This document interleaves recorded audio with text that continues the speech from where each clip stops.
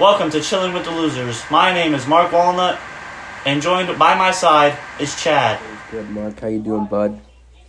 Wish I could be with you right now, but I can't with all these COVID Yeah, restrictions. Chad, it's not the same without you at the Loser Incorporations. We miss you a lot. Serious note, however, we have a very important topic to talk about today. Everyone's been requesting it. Talking about the election? No, Chad, do you not read the Twitter comments? I'm talking about Billy the Kid. Do you know who that is? Oh, my bad. I was texting Noah on my TI-84. Of course I know who Billy the Kid is. He's one of the most wanted outlaws of his time. A lot of people still want to know about him. That was like 200 years ago. Chad, are you kidding me? Mark, are you kidding me? Dude, what are you talking about? You literally said he was the most wanted outlaw ever. Clearly, people want to know about him.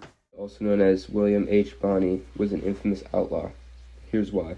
He earned his reputation as a gunslinger when he took part in the Bloody Frontier War in Lincoln County, New Mexico in 1878. The conflict centered on a business rivalry between British-born rancher John Tunstall and a pair of Irish tycoons named James Dolan and Lawrence Murphy. Dolan and Murphy's outfit was known as the House, had long held a monopoly over the dry goods and cattle trades in Lincoln County. When they tried to intimidate Tunstall's upstart operation, the Englishmen enlisted the Kid and several other gunmen to protect his property. The tensions were finally boiled over in February 1878 when Tunstall was murdered by a pose organized by Sheriff William Brady, a supporter of the House.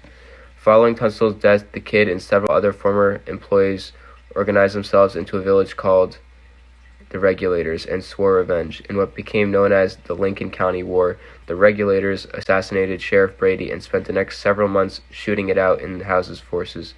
In July 1878, the feud reached its climax with a deadly 5-day firefight in the town of Lincoln, after which the Regulators disbanded and two sides sealed a flimsy peace agreement.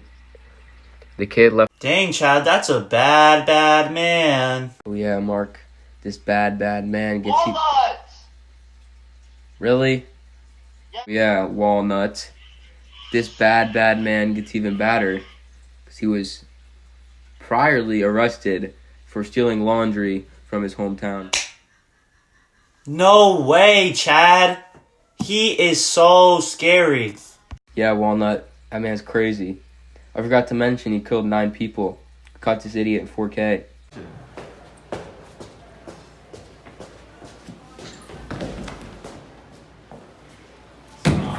We must duel.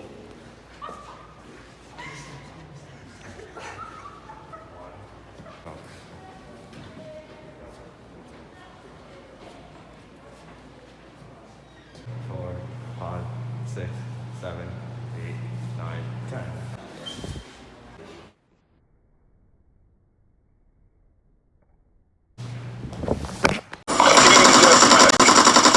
Now I see why he was a bad man.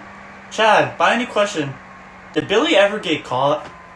In the late 1880s, Lincoln County Sheriff Pat Garrett tracked the Kid to a cabin in Striking Springs, New Mexico, and forced his surrender. The outlaw was found guilty in the murder of Sheriff William Brady and confined to the Lincoln courthouse. He was scheduled for a date with the hangman, but on the evening of April 28, 1881, he engineered the most daring getaway of his criminal career. Okay, now you got me interested. This escape took place on a trip to the outhouse when he slipped out of his handcuffs and ambushed a guard and shot the man to death with his own pistol. He then armed himself with a double-barreled shotgun and gunned down a second guard who was crossing the street. Once in control of the courthouse, the Kid collected a small arsenal of weapons, cut his leg shackles off with a pick. He then fled on a horse, and the news of his escape was reprinted on newspapers all around the country. He was then known as the most wanted man in the West. Really, Chad? So you're telling me he just escaped? July 14th at 12:30 a.m., Billy the Kid was shot. While running from the cops, Billy took a trip to his friend's house, Pete Maxwell, in hopes to find a slice of beef for a midnight snack. By surprise, he was met in the house by Sheriff Garrett, who was questioning Maxwell. It led to a bullet hole in his chest, causing him to die at the age of 21. That's such an unfortunate way to die. Yeah, it sounds like a loser to me. Wait, no wonder we're talking about him on Chilling with the Losers.